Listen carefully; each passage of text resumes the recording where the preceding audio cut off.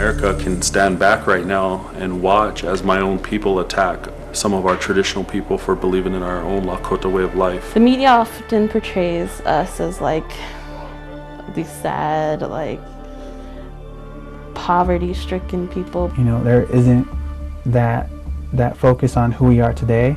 We live on the poorest county in America. It's poverty-stricken, but just because we live in poverty don't mean we're poor. Do you feel American? Nah, I've always been taught we were Indian. We were Lakota first before we were anything else, before we were Christian, before we were American.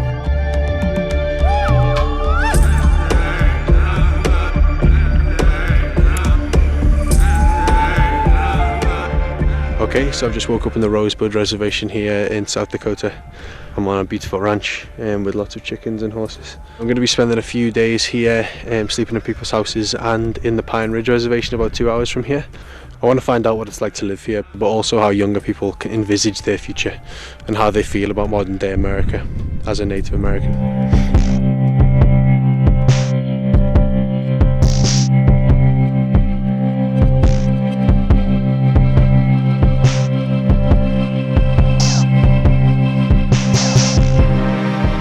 Around here it's kind of hard because all the drugs and alcohol. So it's a very hard place to grow up in a lot of ways. The majority of people that are working on the res, you either work at the tribal office or IHS.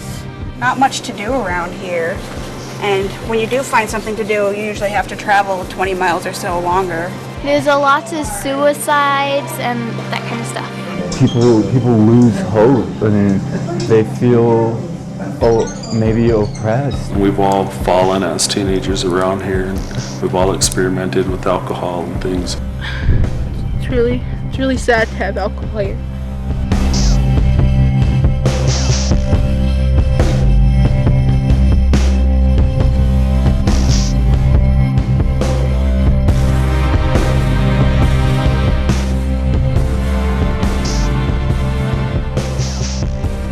One thing about these kids here is they're survivors and they're fighters, and a lot of them are wanting change.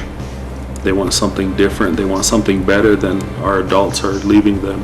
We actually don't believe in the word Native American because Native American, it also has the word American in it. They took everything from us. America's built on stolen lands. America is a stolen country. We used to live with everything, and now we're on these little reservations and we're all clumped together, and we shouldn't be like that. Like non-natives see us as these historic people with the loincloth and headdress. Because you see the Washington Redskins, you see the Cleveland Indians, you see all of that, and it's a big joke, and you hear, everybody knows the phrase drunken Indian.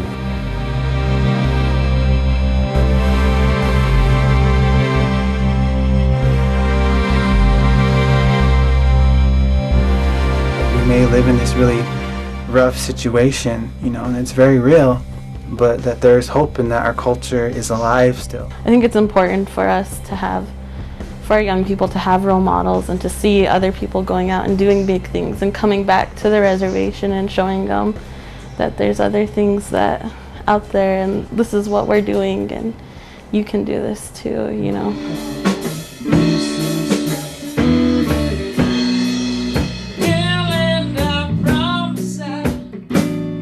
Of course, there's high rates of suicide and alcoholism on any reservation, but that's because of the lack of ability to express oneself. Right. Hi, we are Scattered Around. I'm Scotty Clifford. And I'm Juliana Brown Eyes. We recently just acquired a record deal out in Los Angeles, so that'll be fun. As much as we can do, and just to show children here at home that we really need to get away from the poor, pitiful, pissed off Indian. All that matters now is what we do for ourselves. I'm gonna need you to do something, Asunkala. I'm gonna need you to trust me. This film is an opportunity to give, our youth, our Native youth, kind of these heroes and heroines to look up to.